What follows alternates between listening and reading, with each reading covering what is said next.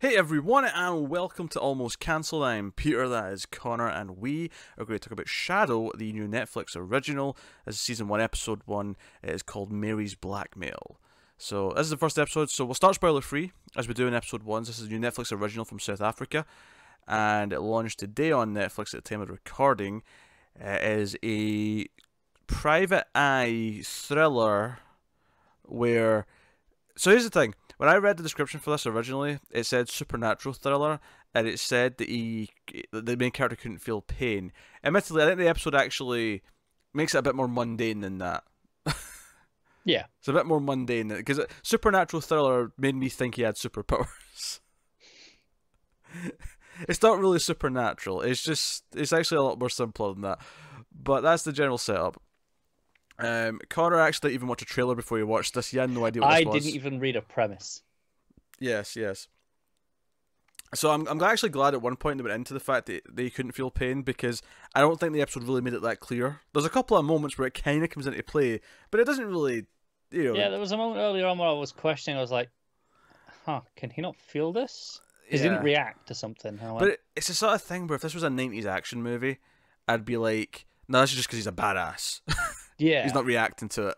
Yeah, but it's 2019. Everything's got a twist now. Yes, of course. So that's the general thing. He used to be in a cop in the special forces, that kind of thing, but now he just takes jobs and goes after bad people for good people who will pay money for it. So that is the gist of it. So Connor, did you enjoy the first episode of Shadow? You were not going to call it Shadow. I don't know. No, I was going to call it Mary's Blackmail. I was going to call it the episode title. Okay. Because I was staring at the episode title when I said that. This is one of the worst things I've ever watched. This is dreadful. This is student bad. Yet Netflix somehow thought, yeah, go on. Oh dear. Sadly, I actually kind of agree. So, here's the first thought I had. The first thought I had is that this looks like a daytime soap. That's what the visual quality looks like. It looks like a daytime soap opera. Which you let a soap get away with it because they're churning out 5 a week. Yes, sometimes more than that. Sometimes more. Yes. This is trying to be, and it's actually funny that I compare it to a 90s action movie, because I think the actual plot and the script and the characters all feel really dated. They all feel like characters from 80s and 90s things, and not the good 80s and 90s things, but the stuff that was kind of generic then. Everything about this is super generic, and every time a character tries to act cool, it comes off as really student film, as you say. It comes off as like, oh, he'll walk away, he won't turn around, and one thing it does is it overuses music. There is constantly music blaring throughout this, and it's always in-scene music as well. Yeah, everything about this is just so amateur. It feels so poor. And some of the actors are fine. Some of the actors are terrible. Like there's the woman in the first scene is dreadful. The first scene, yes. The brother character later on, the brother of the client later on, I thought he was particularly bad. Yeah. Like that's really bad. The episode was 48 minutes long. I felt like most of it, it felt like it was really slow. It felt like it was really padding. And like I said, every time it felt like I get the impression like they think this is a lot cooler than it is. Like they think this is really cool. Yeah. Oh, this is one of the only episodes of TV we've ever reviewed where I nearly didn't finish it. Like I genuinely got like about 20 minutes in and went, I don't need to see any more of this. I've had enough. But I stuck it out for some reason. This is not the worst thing we've reviewed, though. It's close. South of Hell was worse. I see it was worse, but this isn't that much better. Even on a technical level, this has awful like sound faults. Like people are talking at completely different volume levels. Like, it's atrocious, even on a technical level, which is something we always go to. Well, it's better than South of Hell. They've recorded it properly. And I will still argue the technical qualities are better than South of Hell. no, they're better. But this is what I'm saying. It's not much better. Because at no point in this episode was someone ADR'd and the ADR dialogue sounded like it was in a sound booth like weeks later. No, okay. It was better than South of Hell. I'm not disputing Yes, that. it was. I'm saying this might be the second worst thing we've watched. On an objective level, that's probably true. I think there's a couple of other things I probably hate more. Like Yeah. No, I probably hate the Rush Hour pilot more. I probably hate the MacGyver pilot more. Deadly Class pilot. Deadly Class was not that bad. I hated it more, though. I didn't like Deadly Class, but it wasn't in this level. I hated it. It wasn't on this level. That is just hyperbole. How many episodes is this season, actually? Too many. I'm just going to look ahead. 8 episodes. 8 episodes. I can't believe Netflix paid for this. It feels really cheap, though. It doesn't feel like they spent a lot on it. No, it does. It does not feel like they spent a lot on this at all. Can we at least say worst Netflix original? Do you know what's funny? I mean, you may be right, but do you know what's funny is that I was streaming some games earlier, and I was saying, oh, we're going to review a Netflix pilot today, and there was another show that came out today on Netflix called The Order. It was this werewolf university show, and we watched the trailer for it for the TV news a couple of weeks ago, and we said we don't even want to try the pilot for this because it looks terrible. I think we might have been. You decided we'd do this instead. We might have been better off watching The Order instead of Shadow. Look, having seen the trailer of The Order, I know what I'm getting out of that. That's true. I can tolerate an hour of that. It won't be good. I won't enjoy it, but I won't genuinely feel like I should be turning it off. Look, we took the bigger risk, that is for sure. But sometimes that has paid off, right? Can I just remind you that when Travelers launched on Netflix, we had never heard of it the day before, right? No, it's true. And it turned out to be one of the best shows Netflix have put out. This isn't even exclusive to just Netflix. Bloody, like, one of our favourite shows that we've covered. Quarry. Gone too soon. Quarry. Yeah. We just stumbled across on the TV guide and went, let's try it. Yes. So the risks are worth taking, but sometimes it leads to South of Hell, sometimes it leads to Shadow. And, you know, I feel really bad, though. It's at this level of quality where I genuinely almost feel like guilty about like tearing it tearing it to shreds, because I feel like these people all feel like they're trying really hard. Like they all really care about this. You know, like they care about doing this. This is not like when I watch like a CBS show and it's just everyone's there for a paycheck and they're all just sort of like jaded, like, you know, Hollywood employees. They're all just jaded, right? This isn't that. I get the feeling that they really cared about this, and it makes me feel bad. I don't want to be mean. I don't want to be mean about it. I know, but I'm not gonna sugarcoat it either. I'm sure you're all lovely people and keep trying. I'm sure you'll do better. Come back in a decade after some practice. maybe we'll get there. It was the visual look of it that was really bugging me. It looked like such a soap. It was sound. I couldn't stand it.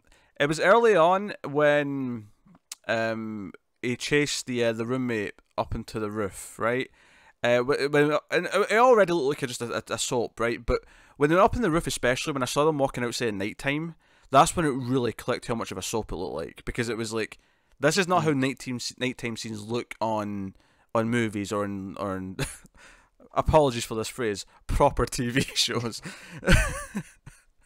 It's just not how they look. This is what it looks like when you're like a news crew and you have just a cat and you just whip out the camera and shoot something with one light hitting it because that's what you've got time for. Yeah, that's what it looked like.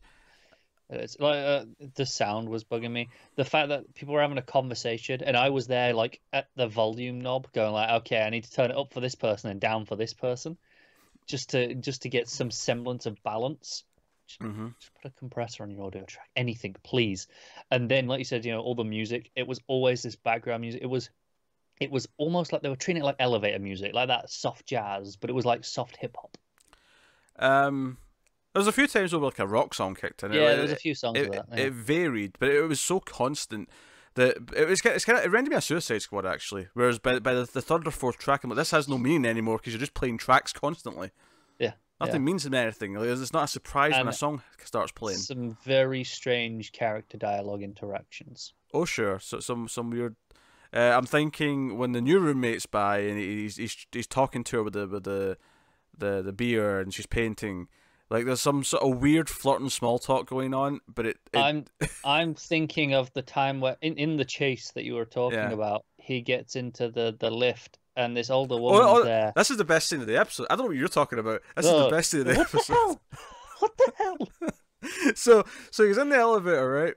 Okay, do you know what? Full spoilers from this point on, because you're not missing it. Yeah, we're not holding back now. So he's in the elevator. He's chasing this guy. So he lives. He's roommates with his sister and this other guy, and they put a security camera in because they thought the other guy was up to something. And it turned out he was stealing his sister's underwear and wearing it, and then he also stole his watch. And they catch. So he comes in and they're like, "Hey, we're watching this footage," and he chases them. Right, the roommate runs immediately. And he runs up the stairs, and Shadow, being a smarter guy, goes to the elevator and just goes in the elevator because he knows he's going to the roof. So he's like, I'll just have a nice casual ride up in the elevator. Yep. And there's this old woman in there. I mean, it's old. She's like 60 or something like that. I don't know. Right? And she's like, "Oh, hey, Shadow, why have you not called my granddaughter? She's been wanting to meet you." And he's like, "Oh, I think I lost it." It's like, "Oh, I'll write it down for you." He's like, "Oh, okay then." And she writes it down. It's like, "Also, I'll give you a photo." And she says something like, "Oh, she's a bit heavy, but she makes up for it in spirit," or something like that. And there's a photo. And again, even this joke here, if you want to call it that, feels so dated. Like, hey, I want to set you up with my fat granddaughter. That is such a dated joke. Again, it's funny. Half of this is fine. Like the. Yeah, it's the grandmother in, kind of, charming young fella. Sure, sure. Pass her off. Right, but the joke, that's like him going like, "Ooh," like it was like, no, this is like, this doesn't fly anymore. This isn't funny. Yeah, and it gets worse. It's offensive. No, it gets better. So she gives him the photo when she hands it to him is bad because it's the fat joke, right? But as she's leaving, he's like, "Hey, your photo," and she's like, No, that's yours for late nights and that kind of thing," and then walks out. And I'm like, what did she just say? Did she just tell him that's for masturbating to? Is that what she just said? Is that what she just implied? It's like, enjoy some alone time thinking about my granddaughter. Here's a photo of my granddaughter. Please, cover it in jizz the next chance you get. What was this line?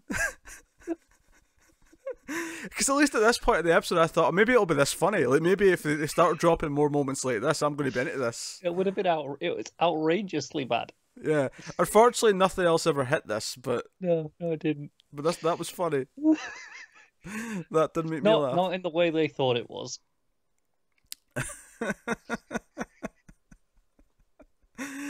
Well, that might have still been intentional. To be fair, like the idea that she's saying that it still sounds intentional to a point. I don't know. Everything else in the episode makes me question that. Sure, but it still feels intentional. Okay. I don't know. Whatever. So yeah, I guess this case, this woman comes to him. There's this loan shark who loans money, but only to women. And his insurance, he takes photos of them naked when he gives them the money, so that he's got like this stuff to like blackmail them with if they don't pay back. And then apparently he just ends up killing them eventually. We find out later because Shadow, of course, has a buddy on the police force to help him. Of course he does. With things. Shadow goes round to sort of threaten him, and it gets into a bit of a tussle. But the cop shows up, and then they know that he's going to go after the girl. So he warns the girl. The girl's hothead brother tries to intervene and almost pisses his pants when the villain like does this really bad monologue right in his face. It wasn't good. And eventually Shadow, goes up and ends up killing the bad guy and stealing everything. Because one of the things that he does is he always takes like if he happens to be like beating up drug dealers, he'll take all their money on the way out. Yeah. All I'm saying is, be happy I watched this first when I got in from work and saved Star Trek Discovery till last. Yeah. Because otherwise I'd have come onto this in a very bad mood. Because there was a chance I thought, well, maybe I'll just get the new thing done last. I'll put it off. I Yeah. thought, no, I'll get it over and done with. Yeah, yeah. It feels oddly procedural as well for a Netflix show. Now, it might not be. Maybe once it gets going, in episode 2. Yeah, it ends with, oh, what's the next case? Yeah, it kind of does, yeah. It feels like they're going to get more personal because we know his wife and daughter died at some point. They were killed. Because of so much exposition. Yes. There's so many little flashback moments and... oh, this script is atrocious. Yeah, it's every cliche. It's every cliche. This feels like a direct-to-video action movie from 1993. That's what it feels like. I really hate this. The more I think about it, the worse it is. Because while I was watching it, I was just like, no, this is really bad. Now I'm actually angry at how bad it was. It's not quite because obviously it's not as funny as The Room or anything like that, right? But it's kind of at The Room in the sense where everything about the script is trying to tell us how cool the main character is, how great he is. Oh, he's this badass. He can go in and take on multiple bad guys, and everyone likes him. The ladies like him. He walks out with his shirt off, and the new roommate's like, "Oh, who's this topless man?" Like even early on when he's first taking on the case of this woman outside, and she's like, "There's at least 2 of them in there. Don't you have backup?" And he just looks at a fire extinguisher, picks it up, is like, "Nah, I'm good." I'm like, ugh. You have not got the charisma to deliver this. Because it needs charisma to deliver cheese like this. Also, there was a whole scene where the barmaid, who knows him, insists that he have shots with her because it's her birthday, and then they get drunk. There's like a drunk montage of them dancing with a horrible filter. Yeah, it's got this sort of blurry filter on it around the edges, and it's that was 5 minutes of screen time that led to nothing. And it felt like the whole purpose of this is because the new roommate is going to catch him with her the next morning, so it kind of plants this thing where she thinks he's unavailable, but he's actually into her. It's something that you see done all the time. It's fine. It's cliche, but it's fine. But you can do this in 30 seconds. Meet the bartender, shots, wake up in bed. Yes. That's all you need. You don't need any of that stuff in the middle. Yes. No, that's true. You could have cut out 4 minutes of screen time right there. This was really bad. I'm struggling to think of anything good about it. I'm trying to think of a positive thing to say about it. I really am. It ended? It did end. Not soon enough, but it did end. So there is that. But this is Netflix, so it could have been worse. It's not like when we try a pilot for a network show and we know exactly how long it is going in, right? Mm-hmm. This could easily have been an hour. That's could have been 75 minutes the first episode for all we knew. Could have been. Wouldn't be the first time it's happened. I know. That might have been a case of 10 minutes in. Hey, Connor, we're cancelling this. We're not doing it. Quit. Yeah. Jump out now. Yeah, I powered through. When I said, I nearly stopped watching. That was about the 20-25 minute mark, and I went halfway. Fine. But if this had been 70 minutes, I would have tapped out. Abort. I wouldn't have told you beforehand. I'd have just come on and be like, yeah, I didn't finish it. The sad part is I feel like the conversation would have been almost no different because nothing interesting happened to talk about later on anyway. I knew everything I needed to know at that point. Yeah, needless to say, we do not recommend Shadow. Also, I can't believe I've gotten this far without going, Shadow! I thought you were going to introduce it. You let me down. Nah. I don't want to start with the reference to things that, not everyone watching this first episode review will get that reference. That is a reference to some overacting from Arrow, if you've not seen Arrow. It's the thing. But... I'd rather watch Arrow. Oh, God. I have to get hammered to watch Arrow. I don't think I would watch this even if I was hammered.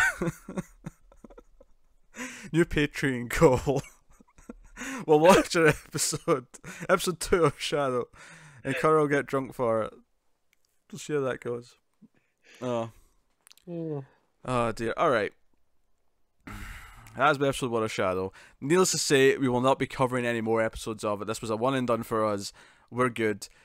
Good news is though, there's more Netflix shows coming that are far more interesting. We have the OA season 2 coming up. We have Sabrina season 2 coming up. We have Osmosis coming up. It's a French original. It's a sci-fi. We're looking forward to trying that. Things are coming up. Yep. So, and then over at Amazon we get Hannah season 2. Hannah season 1 and the Tick season 2. Things are coming. They are. We're going to be busy. We don't need this. Yes. So let us know what you thought of Shadow episode 1 if you happen to have watched it. If you watched the whole season, let us know what you thought of that as well. But yeah, thank you very much for watching or listening. We always appreciate it. If you want to support us, go over to patreon.com/MailFuzzTV. You can support us over there for as little as $1 per month. You can get us on Twitters at mail_fuzz for channel updates. But otherwise, that is us. So thanks once again. Keep watching TV, guys. Have you got any vanilla?